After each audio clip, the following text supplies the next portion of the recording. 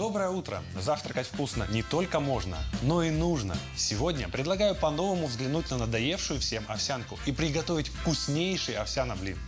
Для этого нам понадобится 35 граммов овсяных хлопьев, яблочное пюре без сахара и одно яйцо.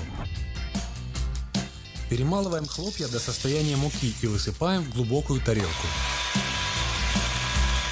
Добавляем 1 столовую ложку яблочного пюре и одно яйцо. Все тщательно перемешиваем до однородной массы. Разогреваем сковороду и добавляем кусочек сливочного масла. Выкладываем полученную массу ровным слоем и накрываем крышкой. Обжариваем до появления матовой пленки. Переворачиваем и обжариваем со второй стороны еще пару минут.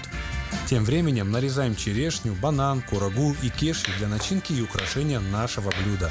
Начинка может быть любой, например, мягкий творог, персик или груша. Используйте ваши любимые ингредиенты.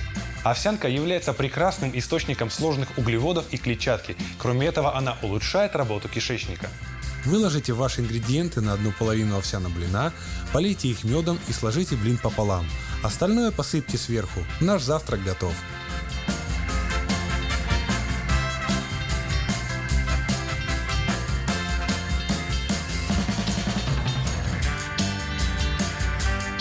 Питайтесь полезно, а главное вкусно. Приятного аппетита!